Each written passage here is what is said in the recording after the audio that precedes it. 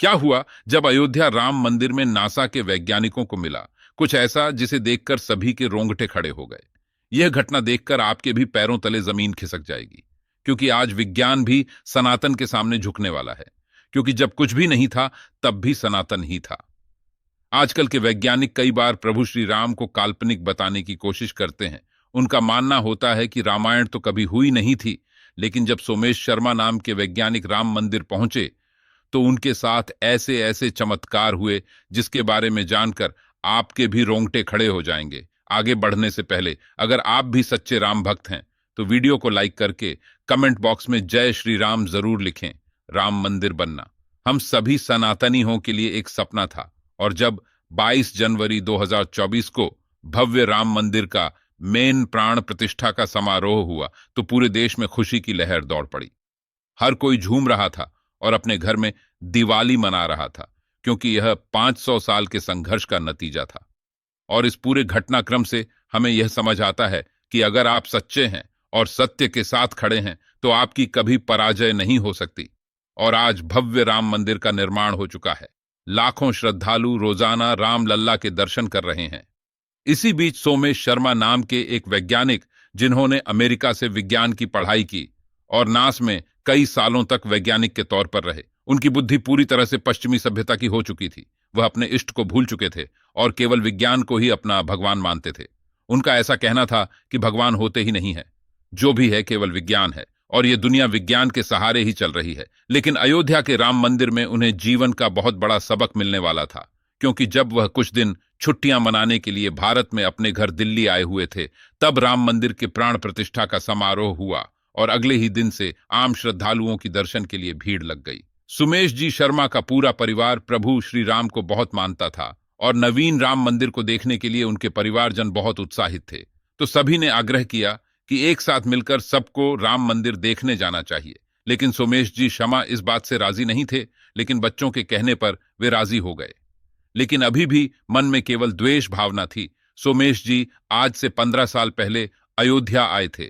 उस समय अयोध्या फैजाबाद कहलाती थी और यहां की स्थिति बहुत खराब थी। लेकिन जब वह साल 2024 अयोध्या पहुंचे तो अयोध्या की भव्यता देखकर उनके भी रोंगटे खड़े हो गए। जगह जगह स्वच्छता फैली हुई थी, जगह जगह पर भगवान श्री राम और रामायण से संबंधित कलाकृतियां बनी हुई थी। चाहे स्टेशन हो या एयरपोर्ट, सब कुछ भगवा रंग में रंगा हुआ था।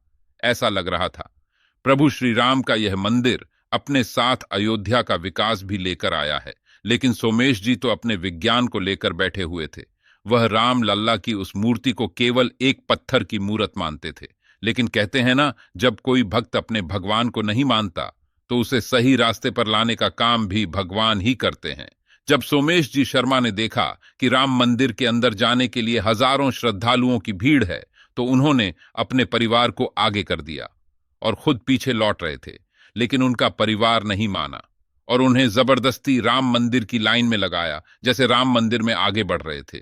भक्तों की प्रभु श्री राम के प्रति आस्था देखकर वह काफी हैरान थे, क्योंकि लोगों के अंदर अपने आराध्य की वजह से हिम्मत थी, जीवन में कुछ कर दिखाने की प्रेरणा थी। लेकिन अभी भी वह विज्ञान पर ही टिके हुए थे, क्योंकि वह एक नासा के वैज्ञानिक थे। तभी 4 से 5 घंटे लाइन में लगकर वह राम लल्ला के दरबार में पहुंचे। वहां पर उन्होंने अचानक एक बड़ा चमत्कार दिखा। उन्हें दक्षिण द्वार की ओर से एक बंदर आता हुआ दिखाई दिया, जो गुण मंडप से होते हुए सीधा रामलल्ला के चरणों में जाकर बैठ गया। राम मंदिर ट्रस्ट का कहना था कि साक्षात हनुमान जी अपने प्रभु के दर्द करने आए थे। सुमेश जी शर्मा ने जब यह देखा तो उन्होंने पाया कि प्रभु श्री राम के प्रति आस्था केवल मनुष्यों में नहीं बल्कि जानवरों में भी है। यहां पर उनके अंदर बदलाव की सबसे पहली झलक नजर आ रही थी। इसके बाद अचानक की उनका पर्स कहीं पर गायब हो गया। जब वह राम मंदिर से बाहर आए तो अपने परिवार वालों को उन्होंने बताया। उनके परिवार वालों का कहना था कि आप चिंता मत करो, प्रभु श्री राम आपका पर्स जरूर लौटा देंगे। तो सोमेश जी का कहना था कि मेरा पर्स तुम्हारे भगवान के दरबार में चोरी हो गया, इससे बड़ी शर्मिंदगी की बात क्या हो सकती है।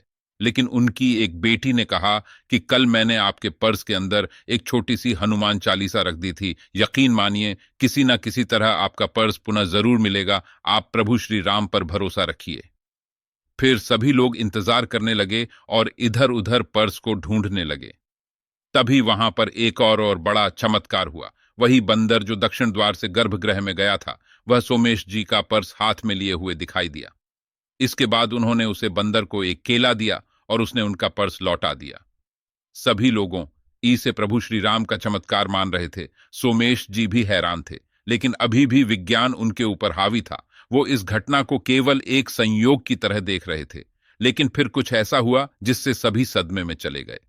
अचानक उस परिवार की छोटी बच्ची आराध्या कहीं गायब हो गई। उस समय वहां भीड़ का काफी माहौल था, जिस वजह से अचानक वह कहीं गुम हो गई। सभी लोगों से ढूंढ रहे थे, लेकिन उसका कोई पता नहीं लग पा रहा था। कई घंटों तक उसकी खोजबीन जारी रखी। पुलिस को भी उसके बारे में बताया गया, लेकिन सब थक हार चुके थे। सुमेश जी उस बच्ची से बहुत प्यार करते थे। वह उनकी पोती थी और उनके लिए सब कुछ थी। जब कई प्रयास करने के बावजूद भी आराध्या नहीं मिली, तो उनका पूरा परिवार प्रभु श्री राम से विनती करने लगा। तो सोमेश जी भी पिघल गए। उन्होंने रामलला से कहा कि अगर हमारी बच्ची सही सलामत मिल गई तो मैं मान जाऊंगा कि इस दुनिया में भगवान का अस्तित्व है, और मैं फिर कभी भी सनातन धर्म पर शक नहीं करूंगा। जिसके 15 मिनट बाद फिर एक चमत्कार हुआ, जिसमें वही बंदर उस बच्ची की चप्पल के साथ दिखाई दिया। सभी लोगों ने देखा कि यह तो आराध्या की चप्पल है, तो सब उस बंदर का पीछा करने लगे, तकरीबन आधा किलोमीटर दूर।